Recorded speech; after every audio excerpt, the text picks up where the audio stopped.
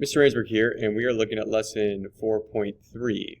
And now in this lesson, we have three targets that we want to hit. We want to first look at how to describe the challenges of establishing causation. And we want to look at how to define the scope of inference and even the ethics in designing studies. So those are the three targets we want to hit. We're first going to start with the scope of inference. Now, when you are looking at a study, and you want to figure out what type of inference can be made from a particular study. And, well, that just depends. It depends on the design of the study itself. Now, well-designed experiments, we learned this as one of the principles of experimental design. Well-designed experiments randomly assign individuals to that treatment. That is one of the big principles of experimental design. Now, most experiments, though, they do not select people from the population at random. So there's no random sampling in that case. There's random assigning, but there's no random sampling. Now that limits the experiments to only be able to make inference about cause and effect if they don't randomly sample. Now observational studies, sampling, they don't really randomly assign individuals to groups. So they can't make inference about cause and effect. But they do randomly sample. And by doing that, they can make inferences on population. So those two paragraphs right there really is this table. When you are reading a prompt and you want to determine can you make inference, like what type of inference can you make? Can you make inference on population? Can you make inference on cause and effect? Or can you do both? You need to read and pay attention to the details. When you're reading, first determine, were the individuals randomly selected? If individuals were randomly selected, usually that occurs in a sample. And when you're dealing with that, if they randomly select people from the population, that allows them to make inference on population. So when you do a random sample from a population and you take that group of people, you perform a study on, you analyze it, you can make inference about the population. If you randomly assign people to groups, and that would be what we've been doing with our experiments. If you randomly assign people to groups, you can do a different inference. You can make inference about cause and effect. So if you randomly assign people to groups to receive a specific treatment, you're performing an experiment, which means you can make inference about cause and effect.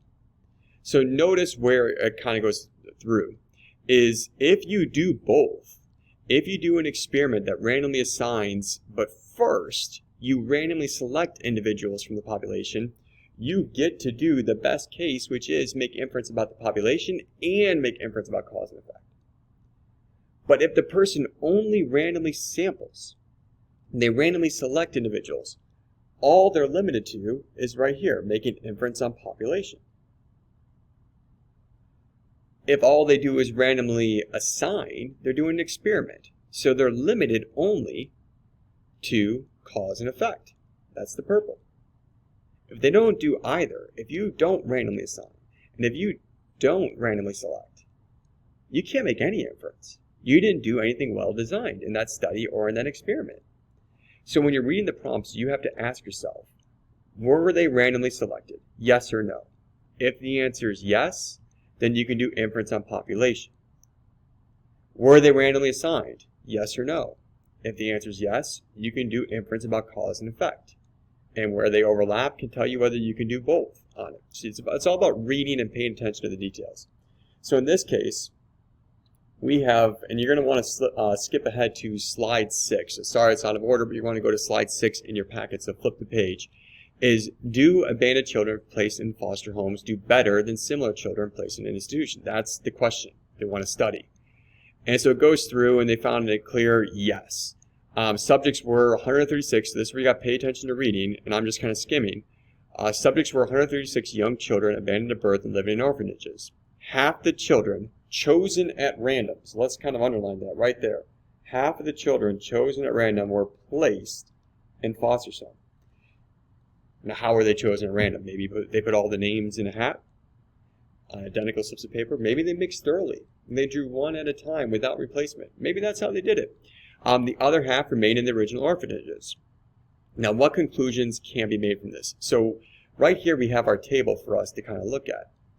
Were individuals randomly selected, or were individuals randomly assigned? So at this point, pause the video and take a look to see which one you think, what type of inference can be made.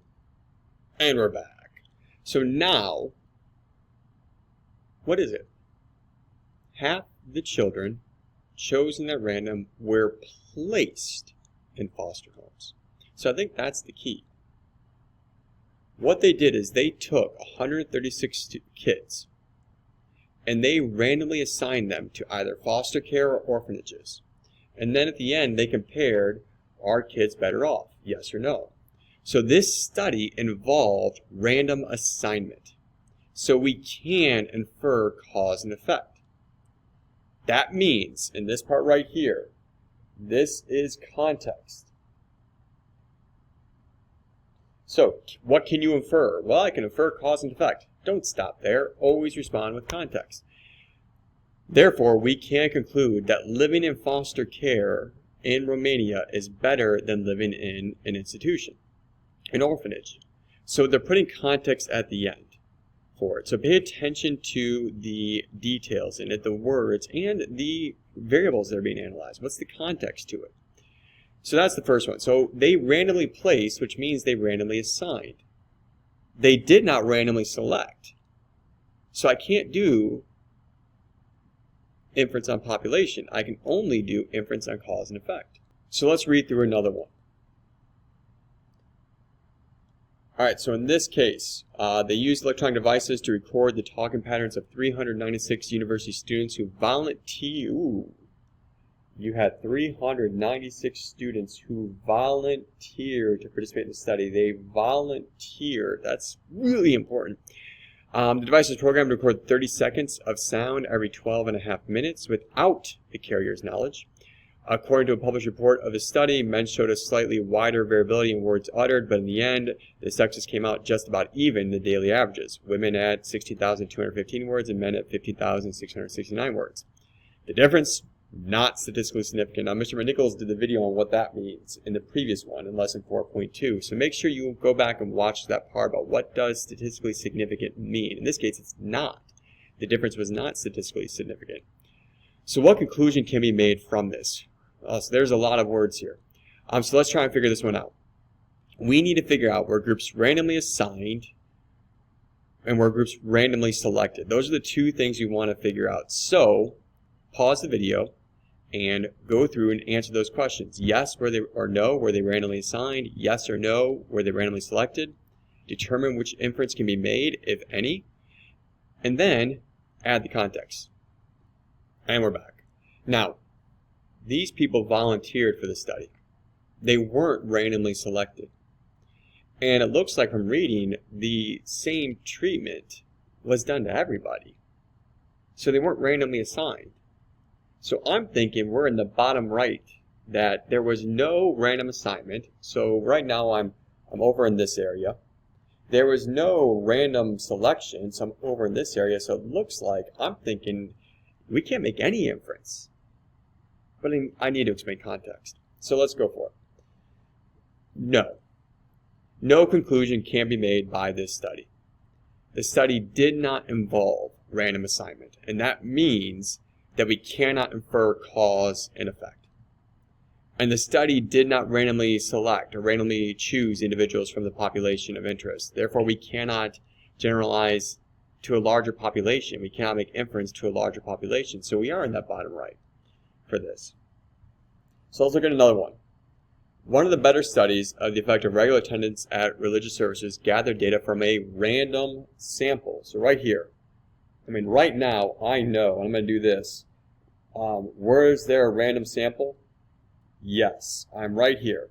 So right now I know I can make inference on population. Yes, that's one of them. The researchers then measured lots of variables, not just explanatory variable, but others as well. A news article said churchgoers were more likely to be non-smokers, physically active, and at the right weight. But even after health behaviors were taken into account, those not attending religious services regularly still were about 25% more likely to have died. What conclusion can we draw from this study? Well, I see there was a random sample for this. So I know I'm in that top row. I can make inference about the population. Now, you're going to pause the video and find out and read through, can you make inference about cause and effect as well? So, pause. And what's your answer? Were groups randomly assigned? Did the researchers in the study say you get to go to the religious service, you do not get to go to the religious service? Were they randomly assigned? Did they split them for it?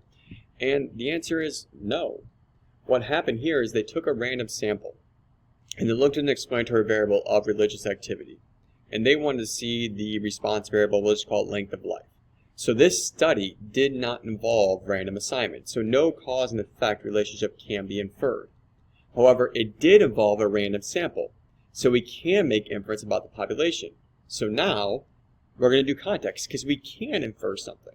So it appears that those who attend religious services regularly have a lower risk of dying younger.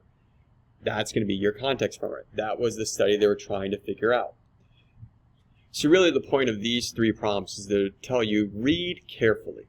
When you're reading, determine if it's saying there's a random sample or if there's a random assignment. And realize when those words are said, you need to figure out which can you do. If it's a random sample, what do you get to infer on? You get to infer on the population. If they were randomly assigned, then you get to infer cause and effect. But most importantly, remember your context to it. Read the prompt and put the proper context in afterwards. The next part that we're going to go into deals with challenges of established causation, because there are times where there is a challenge for it. Lack of realism can limit our ability to apply the conclusions of an experiment to the settings of greatest interest. So in some cases, it might not be practical, or it might not be ethical to do an experiment. Does texting while driving increase the risk of having an accident? Do you really want to randomly assign people to 2 groups? In this group 1, you're not allowed to text and drive. Group 2, go text and drive. It's unethical to do that. It's illegal. Does going to church regularly help people live longer? Again, do you get to randomly assign groups? Do you get to tell people that you get to practice your religion, you don't get to practice your religion? It's not ethical for them. Does smoking cause lung cancer? Do you really want to tell group 1 you don't get to smoke, group 2 smoke? Sometimes there's a lack of realism. It's not practical to do the study on it. So when this happens, we know smoking causes cancer. That's known from science. But that doesn't mean we had to go do an experiment for it. That we had to go tell people you don't smoke, you do smoke. Oh, look at that. Those people who smoked, you got cancer. Who knew? Sometimes we can still establish a strong case for causation when there is an absence of experiments, as long as we consider data from many observational studies for it. So here's how you need to do it. To establish causation when we cannot do an experiment, there needs to be a strong association. You need to make sure there is a strong association between them. Smoking cigarettes, there is a strong association with getting lung cancer. And the association needs to be consistent. It can't be a fluke. If you were to survey many people who have smoked their entire life, you would see a lot of them have emphysema or lung cancer or lung problems. And so therefore, we can see there is a consistent association between those. Large values of the explanatory variable are associated with stronger responses. This person smoked 3 packs a day. This person smoked 2 packs a day. So the more smoking really made it faster for the cancer to come. So, and then alleged cause precedes the effect in time. The alleged cause is plausible. So if it's plausible that people who smoke a lot might get lung cancer on it, that's a pretty plausible thing. So I highlight the first 3 because those really kind of make sense. So I've already discussed, when you think about smoking and lung cancer, there is a strong association. And it's a consistent association. Many studies have been done. And large values, the more cigarettes people smoke, they're associated with a stronger response, the quicker the cancer comes. So in this case, it would be unethical to do an experiment with people. And I've stressed that enough as to say, group 1, you don't get to smoke. Group 2, here's your pack of cigarettes, go smoke. You don't want to do that. It's unethical. And there are ethics in experiments. And the bottom line is, the ethics go to how is it right to treat the people. So there are some basic standards of ethics that must be obeyed when we're dealing with human subjects, both in observational studies and in experiments. All planned studies must be reviewed in advance by an institutional review board. They must get approved, and they're protecting the safety and well-being of the subjects in them. All individuals who are subject to study must give consent, that they are willing to participate in that. When they're doing a study, maybe they have to get consent that they don't know which treatment they're going to get. Are they going to get the real drug, or are they going to get a placebo? They don't know, and they have to give consent to that. And all individual data must be kept confidential.